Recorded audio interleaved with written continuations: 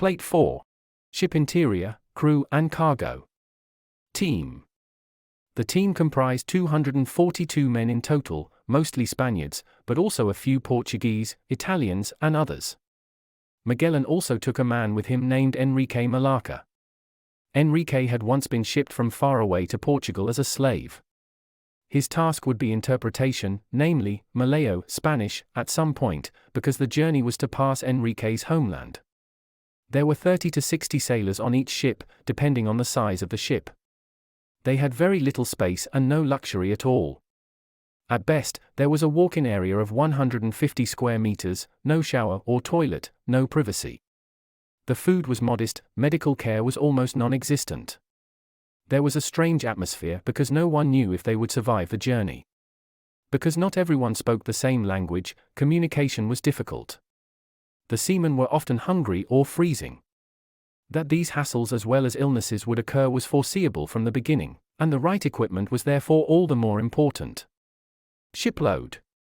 If you are going on a long journey, you have to think very carefully about what you take with you. It's similar to packing a suitcase, only much more difficult. Why? The space is limited. Unnecessary stuff would only get in the way. You must not forget anything, because there is no supermarket or parcel delivery service at sea. Good travel planning includes a list of indispensable equipment and selected food and medicines.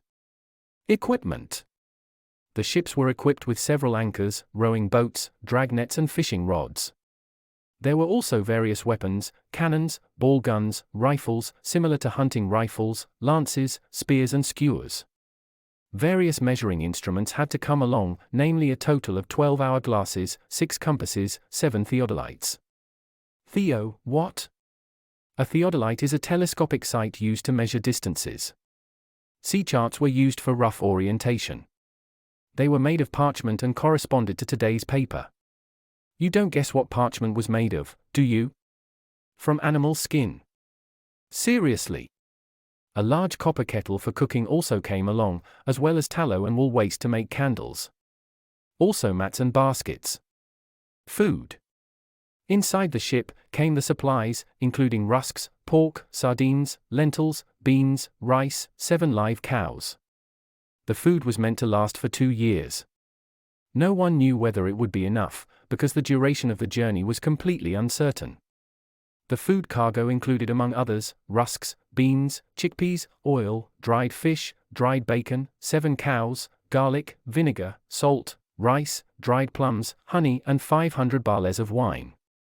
Quinces preserved in honey were a healthy sweet whose vitamin C protected against scurvy. To you, the foods sound like they were thrown together at random? They are not.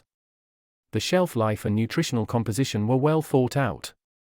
What is shelf stable and why? Food can go bad. You know when an apple becomes slimy, mold grows on bread, lettuce smells disgusting, or juice bubbles suspiciously. The culprits are microorganisms that have attacked the food and multiplied in it. Long-lasting foods have in common that microorganisms cannot survive in them. Rusk, for example, is simply too dry for them. They would thrive on fresh meat, but shrivel up miserably on cured meat, meaning meat preserved in salt. They would also shrivel up in anything that contains too much sugar, such as honey. The rule of thumb for preservation is, as dry as possible, very salty, very sweet, or very sour. The nutrient composition was also considered. It sounds complicated, but it is quite simple and still applies today, just like the shelf life rules. A person needs 3 things: carbohydrates, protein, and fat. And vitamins, of course. Carbohydrates the team got mainly from rusks. Proteins from beans, lentils, and peas, and for fat there was ham, cheese, and almonds. Dried fruit provided the vitamins. As long as one always combined these things assiduously, one lived healthily. For the sailors there were only small portions of food. No one could get fat, especially with all the exercise and frequent freezing episodes. Food was mainly stored in large barrels. Plastic bags or containers did not yet exist. Quite the opposite to today's cruises, packaging waste would not be piling up during Magellan's journey. The barrels were very practical because they only had to be rolled to the desired location. Chests, on the other hand, would have been tedious to carry.